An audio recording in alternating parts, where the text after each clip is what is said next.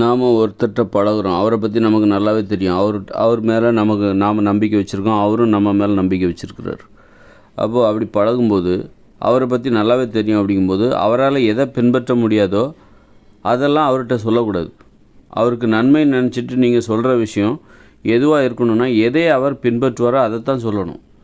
எதை அவரால் பின்பற்ற முடியாதோ அதை நீங்கள் சொல்லக்கூடாது. ஏன்னா அவரை பற்றி உங்களுக்கு தெரியும். அப்போது அவருக்கு நீங்கள் எதாவது அறிவுரை சொல்கிறதா இருந்தால் அவரால் எதை பின்பற்ற முடியும் அதைத்தான் சொல்லணும். இப்போ அதாவது நல்ல விஷயங்களில் எதை அவரால் பின்பற்ற முடியும். நல்ல விஷயத்துலேயே ரொம்ப குறைஞ்சது கூடுதல்லாம் இருக்குது. நல்ல விஷயத்தை பின்பற்றுறதுக்கு ரொம்ப கஷ்டமான கஷ்டம்.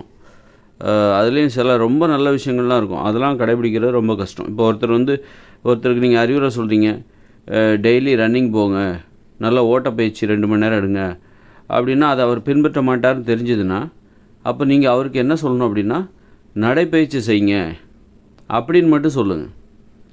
அவரால் முடியாது ஓட்டப்பயிற்சிங்கிறது அவருக்கு வாய்ப்பே கிடையாது. ஏன்னா அவரை பற்றி உங்களுக்கு தெரியும், அவர் கொஞ்சம் சோம்பேறித்தனமாக இருக்கிறாரு. அப்படிங்கும்போது அவருக்கு நீங்கள் என்ன அறிவுரை சொல்லுவீங்க? நடைப்பயிற்சி உங்களுக்கே தெரியும், அப்போ ஏன் சொல்கிறீங்க? அப்போது அந்த அறிவுரை என்பது வீணாக போய்விடுகிறது. நீங்கள் சொல்கிறீங்க, அவரால் பின்பற்ற மாட்டேங்கிறாரு, அப்போது உங்களுக்கு அதை சொல்கிறதுனால உங்களுக்கு பிரயோஜனமே இல்லை. அதனால் அவரை எதை சொன்னால் அவர் பின்பற்றுவாரோ அந்த நல்ல விஷயத்த சொல்லுங்கள். நல்ல விஷயத்துலேயே கூடுதல் குறைவு இருக்குது. இப்போ ஓட்டப்பயிற்சி டெய்லி 2 மணி நேரம் ஓடுறது நல்ல விஷயந்தான், கொஞ்சம் கூடுதலான நன்மை தரும். ஆனால் அதை உங்கள் நண்பரால் பின்பற்ற முடியாது அப்படின்னா அவர்கிட்ட அதை சொல்லாதீங்க. அவர் நடைப்பயிற்சி தான் அவர் செய்வார் அப்படின்னா அதைத்தான் நீங்கள் அவருக்கு சொல்லணும். டெய்லி 1 மணி நேரம் நடைப்பயிற்சி செய்ய சொல்லுங்கள். அல்லது 1 மணி நேரம் அவர் செஞ்சுக்கிட மாட்டார் அப்படின்னா 1 மணி நேரம்னு சொல்லாதீங்க. அவரை பற்றி உங்களுக்கு நல்லாவே தெரியும். அப்போ அரை மணி நேரம் மட்டுமே நடைப்பயிற்சி பண்ணுங்கள். டெய்லி இப்போ ஒரு 20 நிமிஷம் பண்ண சொல்லுங்கள். எதை அவரால் ஈஸியாக பின்பற்ற முடியுமோ அதைத்தான் நீங்கள் அவருக்கு ஒரு அறிவுரையாக நீங்கள் சொல்லணும்.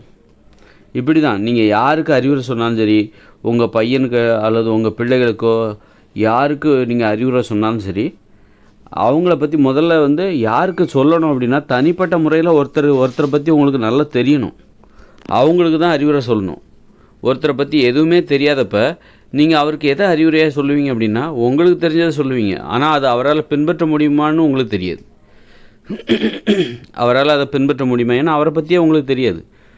அதனால் நீங்கள் அவருக்கு எதை அறிவுரையாக சொல்லுவீங்க? நீங்கள் சொல்கிறத அவர் பின்பற்றுவாரா? அவரை பற்றி உங்களுக்கு எதுவுமே தெரியாது. அப்போ நீங்கள் சொல்கிறத அவர் பின்பற்றுவாரா மாட்டாரான்னு உங்களுக்கு எப்படி தெரியும்? அதனால தான் யாருக்கு அறிவுரை சொல்லணுன்னா, யாரை பற்றி உங்களுக்கு நல்லாவே தெரியும், நல்ல பழக்கம் இருக்குது, தனிப்பட்ட முறையில் எனக்கு நல்ல பழக்கம் இருக்குது, அவரோட இயல்பு என்ன, அவர் எப்படிப்பட்டவர், இது எல்லாமே அவரை பற்றி எனக்கு தெரியும். அந்த மாதிரி ஒருத்தரை பற்றி நல்லா தெரிஞ்சால் தான் அவங்களுக்கு நீங்கள் அறிவுரையே சொல்லணும். தனிப்பட்ட முறையில் உங்களுக்கு நல்ல பழக்கம் இருக்கணும். அப்போ தான் அவரை பற்றி உங்களுக்கு நல்லாவே தெரியும், அவரால் எதை பின்பற்ற முடியும் என்பதும் உங்களுக்கு தெரியும். அப்போ அதைத்தான் நீங்கள் அவருக்கு சொல்லணும். ஏன்னா நீங்கள் சொல்கிறதும் வீணாக போயிடக்கூடாது. நீங்கள் சொல்கிறீங்க, அவர் பின்பற்றலைன்னு வச்சுக்கோங்களேன், உங்களுக்கு தான் கோபம் வரும். நம்ம சும்மா இவர்கிட்ட எதை சொன்னாலும் பின்பற்ற மாட்டார் அப்படின்னு சொல்லி உங்களுக்கு கோபம் வரும். அப்போ நீங்கள் சொன்னால் அவர் பின்பற்றினா உங்களுக்கு ஒரு தன்னம்பிக்கை, நம்ம சொல்கிறோம் அவர் அதை பின்பற்றுறாரு, அப்போ அப்படி இருக்கும்போது உங்களுக்கு ஒரு தன்னம்பிக்கை. அப்போ அவர் எதை பின்பற்றுவாரோ அதைத்தான் நீங்கள் சொல்லணும். அவரால் பின்பற்ற முடியாத விஷயம் உங்களுக்கு தெரிஞ்சிருக்கும், இதெல்லாம் அவர் பின்பற்றிவிட மாட்டார் அப்படின்னு தெரிஞ்சும் நீங்கள் அதை சொல்லிகிட்டு இருக்கக்கூடாது. எதை அவர் எளிதாக பின்பற்றுவாரோ அந்த நல்ல விஷயத்தை தான் சொல்லணும்.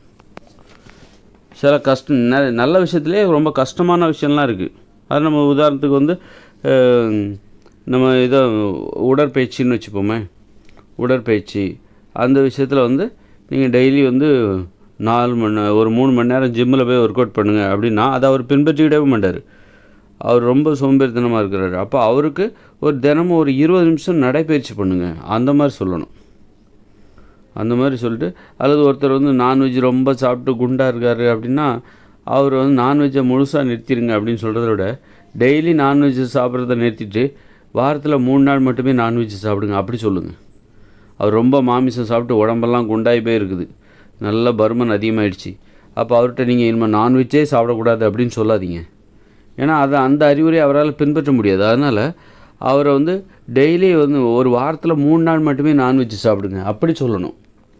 அப்படி படிப்படியாக அவர் அப்போ அதை பின்பற்றும் போது அப்போ இனிமேல் நீங்கள் வாரத்தில் 2 நாள் மட்டுமே நான்வெஜ் சாப்பிடுங்க. அப்போ அதையும் அவர் பின்பற்றுறாரு ஈஸியாக. அதுக்கப்புறம் தான் இனிமேல் நான்வெஜ்ஜே சாப்பிடாதீங்கன்ட்டு அப்புறமா தான் சொல்லணும். ஒரு விஷயத்த சொன்னால் அவரால் பின்பற்ற முடியும் அப்படின்னு தெரிஞ்சு தான் நீங்கள் சொல்லணும். அவரால் முடியாத விஷயத்த ஒருத்தருக்கு சொல்லாதீங்க. ஏன்னா அதை அவர் பின்பற்றலைன்னா அப்படி சொன்ன உங்களுடைய அறிவுரை என்பது வீணாக போய்விட்டது என்று பொருள். வீணாக போன அறிவுரையாக அது மாறிவிடும். அப்போ நீங்கள் கஷ்டப்பட்டு ஆற்றலை செலவழித்து நீங்கள் ஒரு அறிவுரை சொல்கிறீங்க அப்படின்னா அதை அவர் பின்பற்றவே இல்லைன்னா அவர் மேலே உங்களுக்கு கோபம் வரும். என்னடா நம்ம இவ்வளோ சொல்லியும் அவர் பின்பற்றலையே அப்படின்ட்டு. அதனால் நீங்கள் யார்கிட்ட அறிவுரையாக எதை சொன்னாலும் அவர்களை பற்றி நல்லா தெரிஞ்சிருக்கணும். தனிப்பட்ட முறையில் ஒரு பழக்கம் இருக்கணும். அப்போ தான் அவரால் எந்த அறிவுரையை பின்பற்ற முடியும்.